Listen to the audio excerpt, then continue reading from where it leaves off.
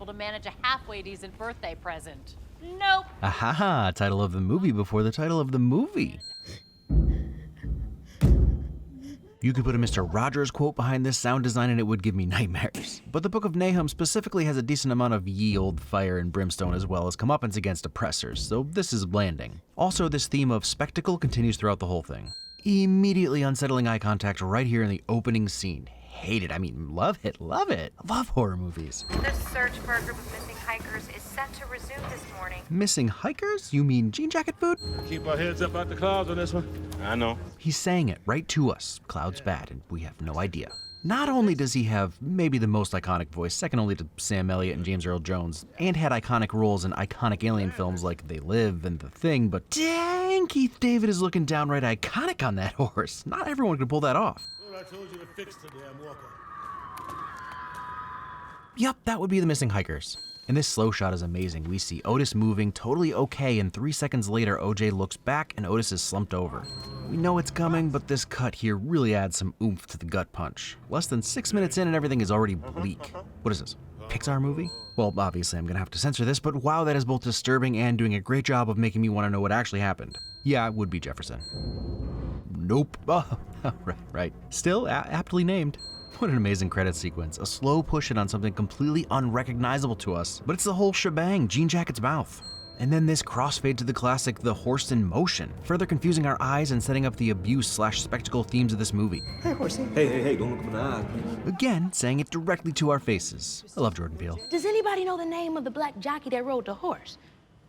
No. This scene is up there on the list of all-time awkward scenes, and Keke Palmer is killing it. M's indifference to the room's indifference is downright inspiring. She just goes for it, and I want to hide under a blanket. And he is my great-great-grandfather. Great. There's another great. She didn't just forget the extra great. We later see her watching the video that her father made that this speech is based on, implying that her dad's speech is where she learned it. And to Otis Sr., Alistair E. Haywood was a great-great-grandfather, while to M, as she says, there's another great. I do a little singing on the side.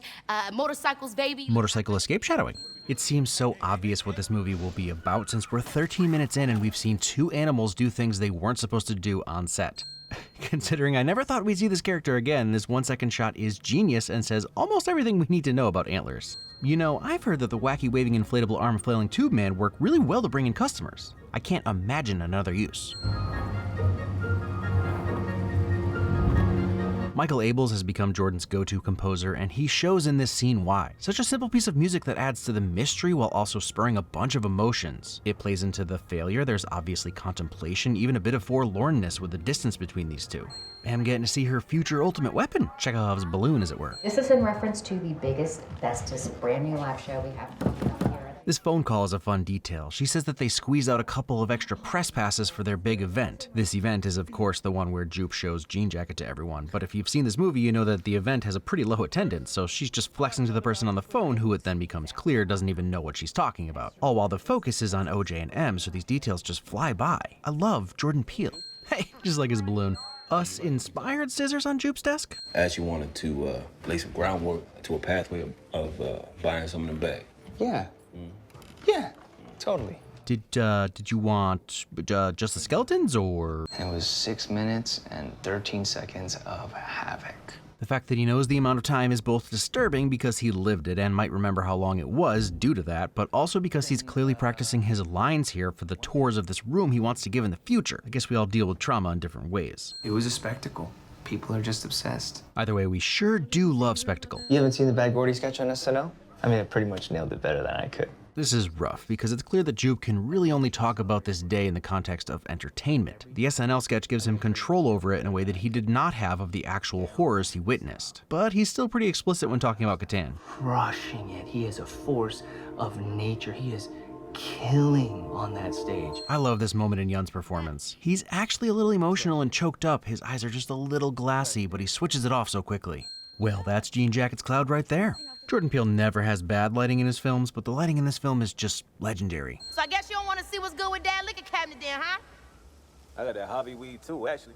That's all you had to say then. I love their whole sibling vibe. You believe all of it, from the tension around money to them both wanting to hang out but needing an excuse, like raiding their dad's liquor cabinet or OJ's hobby weed, which I just learned means that he just grows it for fun rather than to sell. Feels real. I mean, kinda too real? It was Scorpion King, actually. It wasn't a Western. Ooh, talk about rubbing salt in the wound. Pops did something when he made this place. He changed the industry. That's real. I can't just let that go. Kaluuya is an amazing actor. This whole film he is subdued, but lets out little moments of emotion. And right here, right before the focus turns to the horse being out, his eyes start tearing up and we see why he cares so much about keeping the business going. Scared of the very steps in which... The amazing Keke Palmer really channeling me the first few weeks of the lockdown, except my dancing is bad. Hey! Where he going? You can hear his response. How should I know? Yeah, the subtitles don't match, but use your imagination. My family and I bore witness to an absolute spectacle. Wow, really easy to miss the first time through, but you can hear Jupe practicing his lines for the big event, and then obviously you hear the horse. But this seems like his last dress rehearsal. Nope. What's a bad miracle? Gorgeous shot with an iconic line on top of it, and I'll go into it more later, but we've already seen a bad miracle. Are you saying what I think you're saying? That almost non-existent nod from OJ is such a great example of how Kaluuya's subtlety makes this character. There are oneers that are amazing due to their cinematic achievements, and then there are oneers that are amazing because the acting is so real you don't notice that there are no cuts. This is that kind of 50-second oneer. The chemistry between these two. How you doing? You look pretty. Compliments. Is it the hardest song? For me, no. You're not gonna be able to do it. Those stairs. Goodness, those stairs. I genuinely hope I never do anything to piss off Keke Palmer and Daniel Kaluuya. Both of them. So many 11s giving me us vibes. Is this gonna take longer than an hour? Yeah. I'm gonna go ahead and pop out. Leaving her introvert brother with the tech guy who wants to talk about his ex. Diabolical, but also smart. Her name was Rebecca Diaz. Keep an eye out for her. She's an actress, model. Now it's a horror movie. And CW. CW? CinemaWins? What did I do? Yep. OJ's clicking sound like you make to a horse. Excellent. You're not even calling UFOs anymore. I mean, the Western homages in this film are everywhere, but OJ's strong and silent cowboy vibe is next level. Cool. There's lots of theories. Intergalactic travelers looking for peace. Futuristic humans coming back in time to stop us from destroying the planet. Or planetary destroyers. And as humans, those are our theories, because we think it's all about us. One of my favorite things about Jean Jacket is that it's literally none of those. Just a hungry animal. Thumbs up! Thumbs up! Thumbs up! Give Stephen Yeun all the awards. Should I do it? Yeah, do it. Dang it, I love these two. No, this is such a genuinely scary moment. People around me in the theater were just openly cursing at the screen. Nope. Perfect writing, perfect delivery. Comeuppance. Honestly, that kid got off light. Jupe sons. You stole that horse. M shouldn't have stolen the horse, but what Jupe's kids did is even more messed up when you realize they actually know there is a UFO. It's why they have the costumes. Cat, she wouldn't hurt a fly. Again, the lighting. If you've paid attention to any of the behind-the-scenes stuff for Nope, you probably know that DP Hoyt van Hoytema legit invented a new way to shoot day for night scenes using a digital camera and a film camera. And it's all very technical, but this is the amazing result. Depth and color that you can't usually get. John Seale and George Miller got superb stylization with their day for night. Peele got realism, but cleaner. I've seen 9 months. That's more than just a jump scare. Camera B is down. What? Camera B is down. I love that if you're really paying attention, you already knew this. Also, the scared turnaround on a phone. Classic horror movie shot, and I hope Keke enjoyed every second of it. OJ! It's in the cloud! I love OJ. Once you know Jean Jacket is an animal, the movement makes so much sense since it's hunting. Still creepy, though. Still incredibly creepy. Speaking of creepy, it's amazing how silence can just wreck your night. I ain't never seen no shit like this. It ain't worth it. Totally agree. People who claim to have seen aliens get mocked in our culture, but if I thought I saw something like this, I'd straight up never leave the house, or in OJ and M's case, never stay at my house again. I got mouths to feed. If only you knew how true that was. I guess some animals ain't fit to be trained. Keith David should have cameos in more movies where he briefly shows up to tell us one of the movie's themes. The eye footage Antlers is looking at. Wink, wink, you know, because there's eyes and eyes wink, but also because eyes and eye contact is a big part of the film. Am I explaining it too much? Nah. I have seen Michael Wincott in exactly 3 movies, Alien Resurrection, Robin Hood, Prince of Thieves, and The Crow, and yet hearing his iconic voice for 10 seconds, I knew exactly who it was playing Antlers. Well, it was either Wincott or Tom Waits. This dream you're chasing, the one where you end up at the top of the mountain, all eyes on you. It's the dream you never wake up from. That line with that delivery, goodness, Wincott had to have known he was laying down an iconic moment. Also, this would work really well right before a breakdown a la Vincent Price. Angel has good taste in music. It doesn't move like a ship. What you mean, OJ? What if it's not a ship? And the guy who spends his life with animals would be the first to figure it out. You have no idea how to tell time. Great gift, Dad. I'm actually blown away by how well they're nailing the 90s sitcom feel. In fact, the way Mary Jo only smiles when on camera is really reminding me how terrible it can be for child actors, especially in the 90s. But we gotta feed our spectacle addiction. Oh, the way his TV dad encourages them with a pat? Coming in through the back like this on a modern camera gives the feeling of seeing something we shouldn't be seeing. Genius way of delivering this moment. There are hundreds of things that have happened on sets that we only ever hear about, so giving us this inside look really plays into the, you guessed it, spectacle. That's right, we're part of the movie whether we want it to be or not. Something immensely disturbing about the applause lights going off while Gordy is doing what he's doing.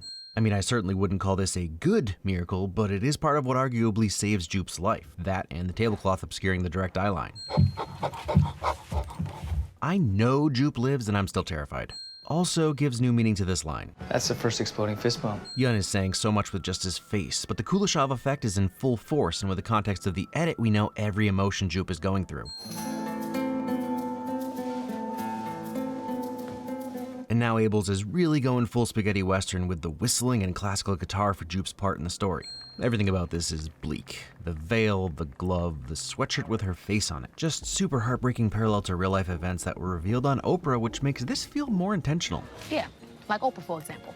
That at 6:13 p.m. How about all the details in Jupe's show? His jacket has the ship on it as well as the flower shape that it can transform into. He feeds the alien at 6:13 because that's how long Gordy's attack was. He also puts his staff in the outfit Gordy was wearing that night, complete with the red stripes instead of black for the blood. Even the alien masks look just like the Panavision cameras. He misinterpreted his miracle. I believe they trust me.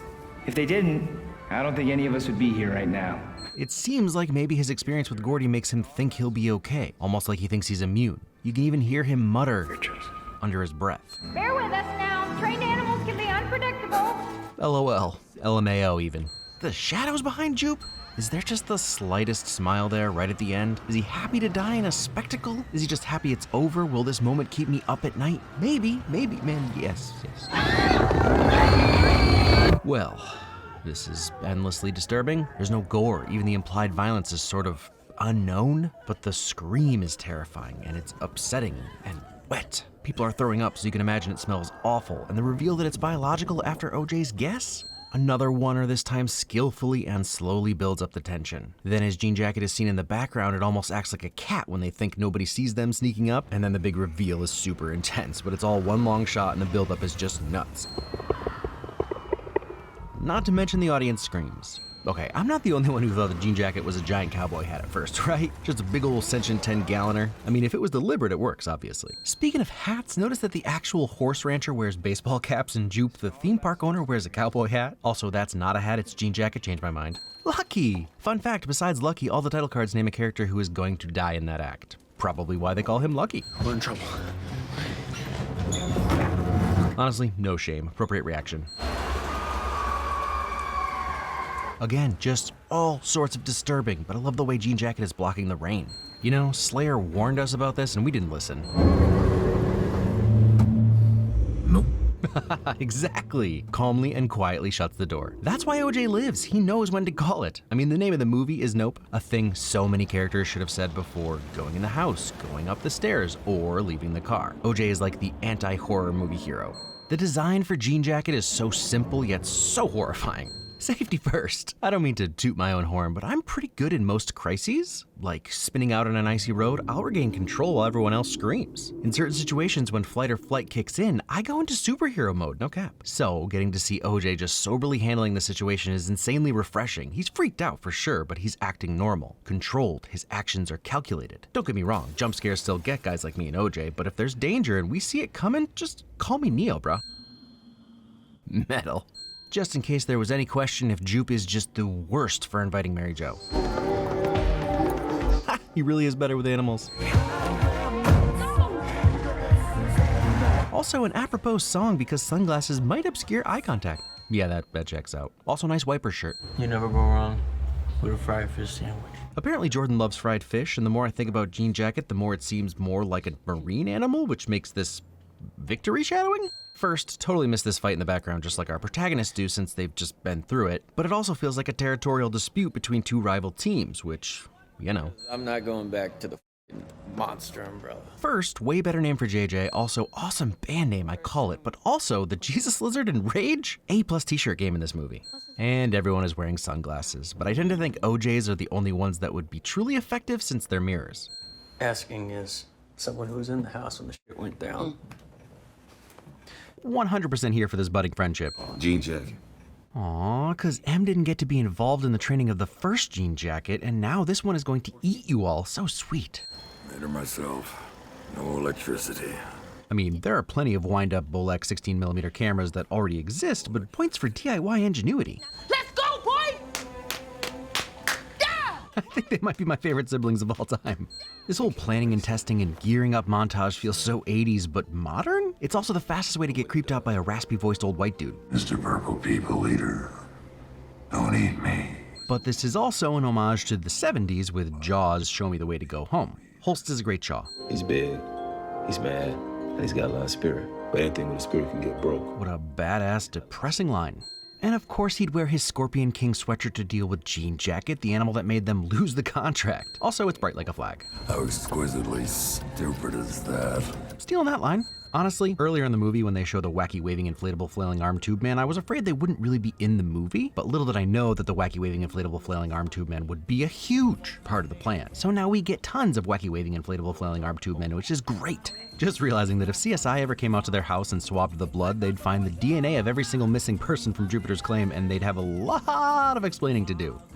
From prison, forever and ever and ever and ever. You see that cloud? This guy really confused Logan Paul, and who could blame him? It's a guy on a motorcycle talking. I mean, who is he? TMZ. Oh, right. Well, either way, that's a sick helmet. Also, the horror on her face and in her voice at TMZ is both hilarious and real. Come up and... What was that sound? In the middle of this tense scene, Peele throws in a yelp like that? Love it. Also, the wide shot is amazing. It's here. I think I'm finally realizing that Angel is just a movie guy. First Speed, now Poltergeist? Pop quiz, guys. My bad, man. What a shot. The reflection of Jean Jacket in OJ's eyes, which is why OJ is apologizing since his reflection made it seem like the rider was looking at Jean Jacket. It seems so ridiculous, and yet how many videos of horrific things have we all seen that were shot on phones? Everyone wants to capture the moment. Daniel Kaluuya actually got in a rough horse riding accident a few years earlier and had to work through his trauma to do the riding in Nope, and he's killing it.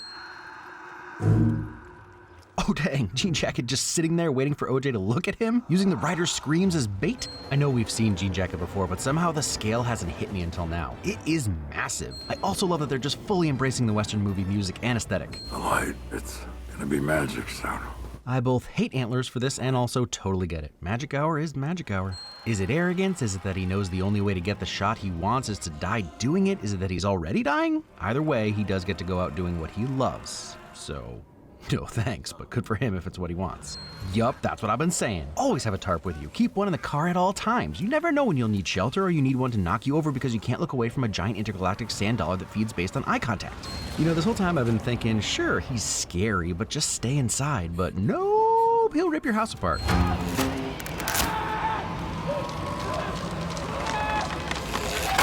The sound of the barbed wire pulling and the stakes coming out is intense, especially when you realize all that tension is wrapped around Angel. Luckily, he's okay because he has a tarp. Get the bite! Get out of here! OJ really is a classic Western hero, calmly leaning there while Jean Jacket opens up in his full jellyfish form and preparing for a self-sacrifice. Wow. Just wow. That is quite a transformation. And there's no way I wouldn't just stare directly at it whilst it ate me, which I'm realizing is the point. Ooh, love this shot. OJ's silhouette peeking through at the bottom. Dang, I love you, Peele. Can't help but notice that Jean Jacket's mouth is very reminiscent of an old-style camera lens. You know, the thing you're supposed to look at to create spectacle. Oh man, like when they were kids? Am I gonna cry? I didn't think I was gonna cry it. Nope. This makes sense. Lots of predators have flashy moves that attract or confuse their prey, and this ranks pretty high on the brain explosion moments in any Jordan Peele movie. The visuals, the sound design. JJ has his own special kind of Inception wah. If OJ isn't giving us the perfect facial expression response to the question, why the wrench?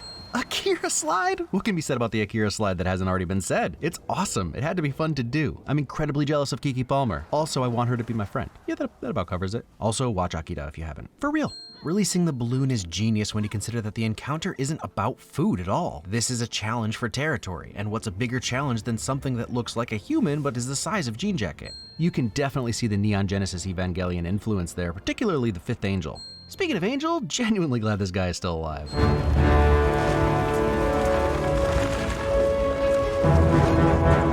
Also, this triumphant score? Come on, Abels.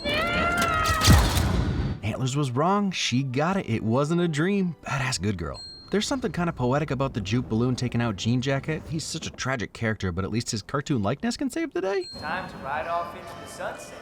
Aw, just like a real Western, unlike Scorpion King. And OJ's alive, getting the full badass good guy treatment. So, are we being slowly digested by Jean Jacket? Because the color is slowly fading from orange to red to dark red to black. I don't appreciate being digested for watching the credits, Mr. Peele. Nope. No, thank you. Spectacle never ends. Nope. Logan Paul. I'm just kidding. I busted Logan's chops a little, and while I don't think he really cares about my apology, look, everyone comes away from art with different opinions and feelings, and his are valid. There's a part of me that just wonders if maybe a tiny part of him on a subconscious level was annoyed because this movie very explicitly points out how we exploit tragedy and horror, and animals for that matter, and all for our own entertainment and, say it with me, spectacle. He's done that once or twice, and I personally think he's come a long way since then, but that's Nope's central theme. Heck, it's the plot.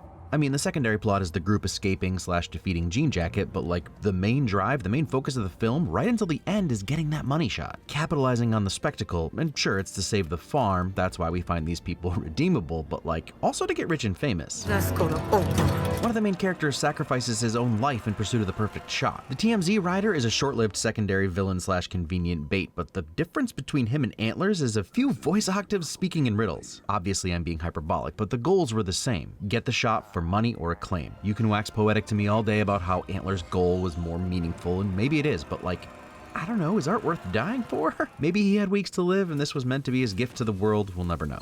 Confusion and questions aside, I sincerely enjoyed this film. Get Out had more explicit cultural and social themes and statements to make, but the message is still here. One of the tricks this time is that we are part of that message. We enjoy the spectacle, we want to see the alien, and we want to see some suckers get eaten by it. There's a fine line between reveling in people's misfortune because it's fun to watch and like, watching Hostel on repeat. But I think it was an interesting choice to show the audience from the Star Lasso experience getting sucked up by Jean Jacket because there's this moment of, well, you should have known better, Jupe. But then we cut to people in pure terror and confusion and desperation, and again, unless your comfort movie is The Human Centipede, you mostly feel all those emotions with them. Which I take as Jordan's way of saying, see, this is what you asked for, you want spectacle, here it is. And he for sure could have gone further with it, but I've read enough people saying that scene haunts them, so mission accomplished. And while Jean Jacket is the villain most predators are to their prey, there is something kind of tragic about its death. It moves through the sky like an aquatic creature moves through the water, and its final forms definitely look like a fighting fish or maybe a jellyfish or one of those Portuguese man-o'-wars. So while I'm obviously glad M takes it out, with 5.25 trillion pieces of plastic in the ocean, there is something eerily accurate about a sea-like creature dying from eating a balloon. To put it another way, some tiny guppy who watches that awful video of that sea turtle with the straw stuck in its nose and thinks, yeah, good. Choke on it, jerk. You ate my family. Obviously, when you're lower on the food chain, you don't give a hoot if the one hunting you gets a plastic bag in its windpipe. But as a member of the species that, you know, creates all the plastic, there is something kind of somber in Jean Jacket's death, and I'm sure it's intentional. This is definitely a different undertaking for Peele, but you wouldn't know it. The final act is more of an action thriller than a horror movie. Multiple sweeping horse riding and motorcycle riding shots, immaculate CGI. The tension was there the entire way through. This movie didn't get the same reception as his first two, but I doubt even Logan would call it a failure. Ah, dang, he did use the word objectively slow and confusing. Things being objectively confusing are funny because by whose measure? Would Stephen Hawking have been confused? I digress. I love this cast. Brandon Perea's Angel stands out for me because I disliked him so much for half his screen time and then loved him so much by the end. And the way he slides so comfortably into M and OJ's clique is enjoyable. And he gets some of the funnier moments. But honestly, this movie doesn't work or even exist without Daniel and Keke completely nailing the brother-sister relationship. I already mentioned it a few times, but you can feel the love between them, the love only siblings feel. And it's not that petty NBC sibling drama where they're ridiculously hostile and then totally cool 5 seconds later. It's real. There's tension and disagreement, but an unconditional love that makes giving your life for each other the easiest decision. It's great stuff. And then Steven Yeun really captures a trauma survivor in an interesting way. It's heartbreaking when you put the pieces of his life together and realize that he never left the trauma. And whether he would have been able to consciously articulate why he ended up in this situation or not, it's clear that the tragedy he was a part of shaped him into the guy who thought he was chosen for something special. Which kills me because we're all looking for meaning, and when terrible things happen, I believe that search vastly intensifies. Bad miracles go beyond balancing shoes or bullseye nickels, and when you recognize that that's what they are, you keep waiting for the other shoe to drop. Whether it's karma or universal balance or divine purpose, we all want to believe we're the main character of something. Jordan doesn't do sequels, or at least he hasn't yet, and I think that's totally fine. Being left with this world as is allows us to fill in the blanks, and sometimes explaining too much can take away from what it is in your head. But either way, I'm stoked for whatever he comes up with going forward. Next week, a long-awaited movie that I've had way more fun writing for than I ever expected.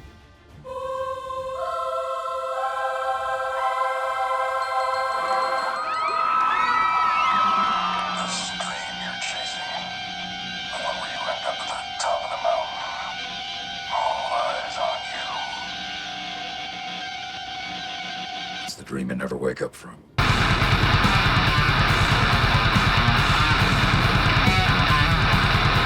Somehow you'd think that a man who can send a rocket into space would be able to manage a halfway decent birthday present.